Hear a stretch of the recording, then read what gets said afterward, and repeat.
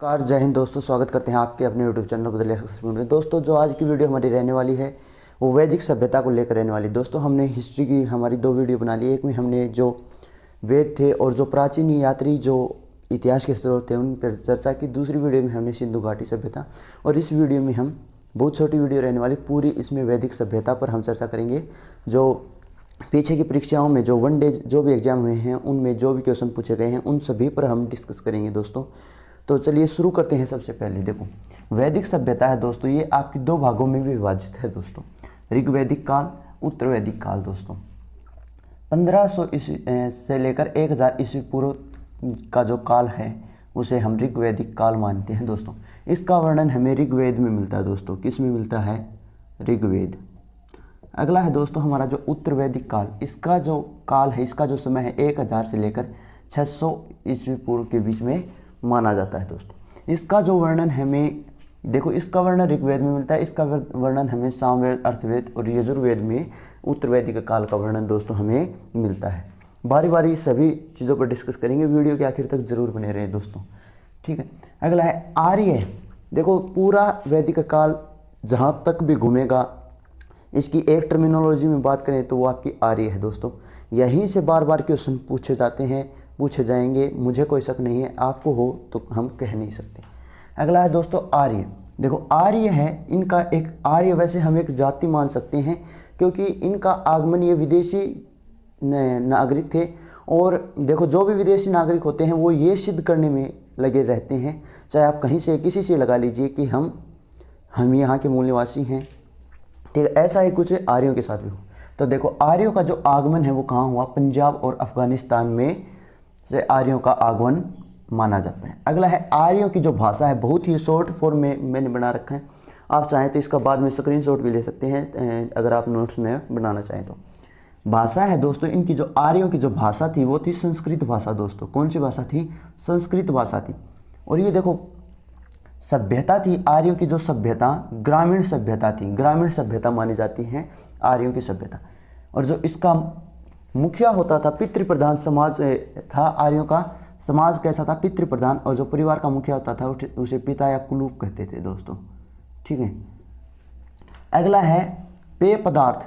जो आर्यों के जो द्वारा जो पेय पदार्थ का जो प्रयोग किया जाता था वो था दोस्तों आपका सोमरस, जो वनस्पति इत्यादि से प्रयोग किया लिया जाता है। अगला है बाल विवाह और प्रथा प्रचलन नहीं थी दोस्तों।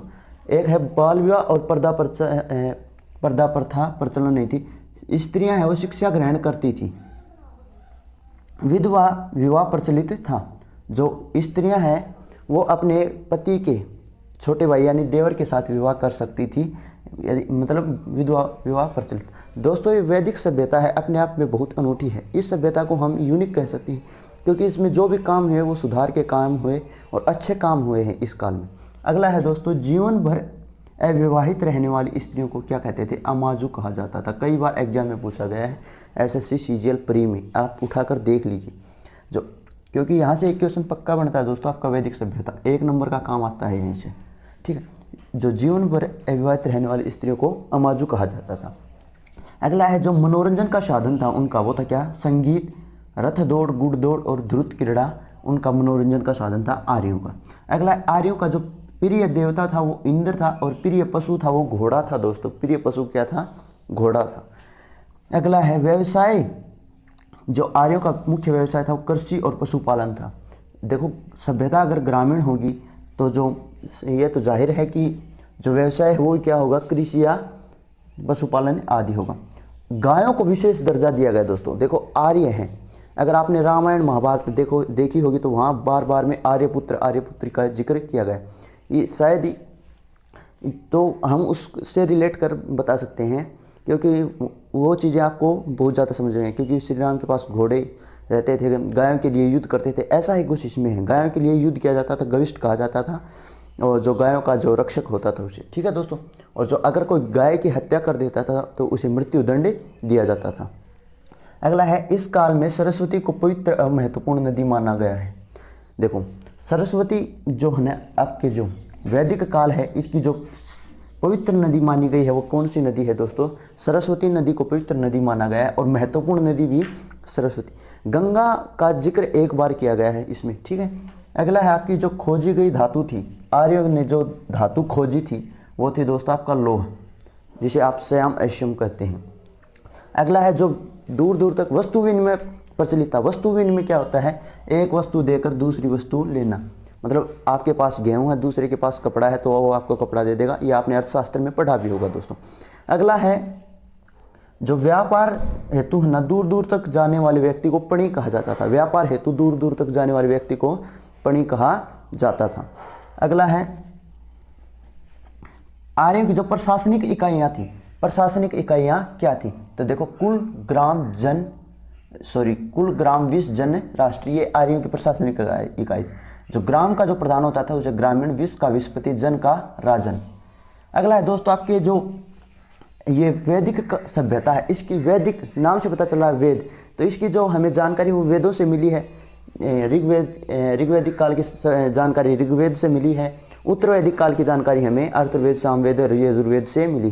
तो दोस्तों हमारे जो वेद हैं वो 4 हैं। वेद कितने हैं? 4 वेद हैं। उपनिषेद 108 हैं दोस्तों। कितने उपनिषेद हैं? 108 हैं।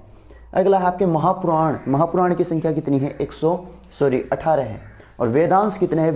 वेदों को भली बातें समझने के लिए ही वेदांश, जैसे इंग्लिश को समझने या हिंदी को समझने के लिए व्याकरण का निर्माण किया गया है, उसी प्रकार जो आपके जो वेद हैं इनको भली बातें समझने के लिए वेदांश का निर्माण किया गया है। अगर दोस्तों वीडियो पसंद आ रही है आपको तो वीडियो को लाइक कीजिए, चैनल को सब्सक्राइब कीजिए दोस्तों। देखो अगला है एक वाजपति का प्रयोग किया जाता है। तो वाजपति गोचर भूमि का जो अधिकारी होता था, गोचर भूमि का जो अधिकारी, जो गोचर भूमि की देख रेख करता था, उसे हम वाजपति कहते हैं। अगला है उग्र। उग्र नाम से पता चला है उग्र मतलब उग्रवादी, या जो अपराधियों का जो पकड़ने का जो कार्य करता था, अपराधियों के पकड़ने का जो कार्य जो व्यक्ति करता था उसे हम उग्र कह सकते हैं। अगला है दोस्तों हमारा ऋग्वैदिक काल की कुछ नदियां हैं जिनके प्राचीन नाम और नवीन नाम हम पढ़ेंगे। तो पहला आपका कुब्र, तो इसे हम कुर्रम कहेंगे। कुंभा को काबुल, विस्तरा को झेलम, विस्तरा को झेलम, आस्किनी को चिनाब कहेंगे, और दशद्रीति को घग्गर। अगला है दोस्तों ये प्राचीन नाम है, ये आधुनिक नाम है। परुषणी को रावी, शतद्री को सतलज, विपाशा को व्यास, सदानीरा को गंडक और गोमली को गोमल। ये दोस्तों ऋग्वैदिक काल की कुछ प्राचीन नदियां थी और इनके नवीन नाम थे दोस्तों। अगला है आपका उत्तर वैदिक काल। जो ऋग्वैदिक काल के बाद जो समय आया वो उत्तर वैदिक काल दोस्तों। जो गोत्र है जिस पर हम आज गर्व करता है हर कोई, गोत्र, तो देखो गोत्र किसकी देन है? गोत्र का उदय उत्तर वैदिक काल से ही माना जाता है दोस्तों। किससे माना जाता है? उत्तर वैदिक काल से ही गोत्र का उदय माना जाता है। और देखो इंद्र जो आर्य था, इनका जो प्रिय देवता वो था इंद्र, लेकिन जो उत्तर वैदिक काल में जो इंद्र का स्थान वाजपति देवता ने ले लिया दोस्तों।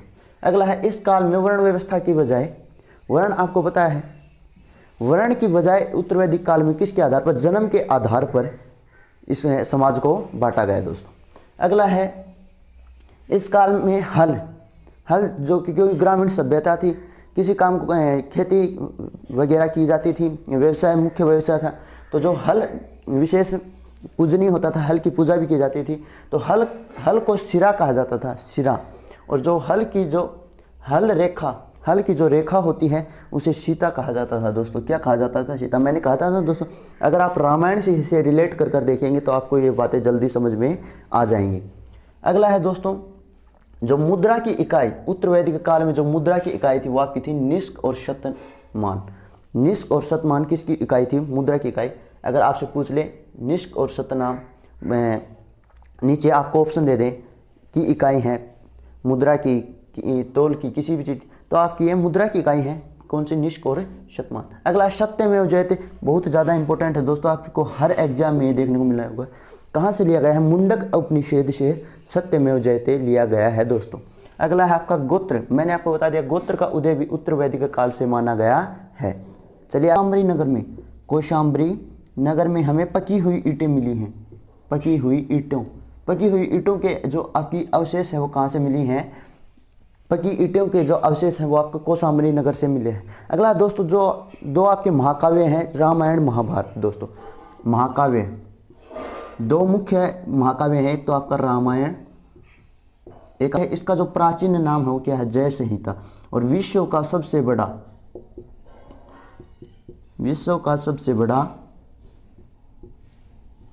महाकाव्य,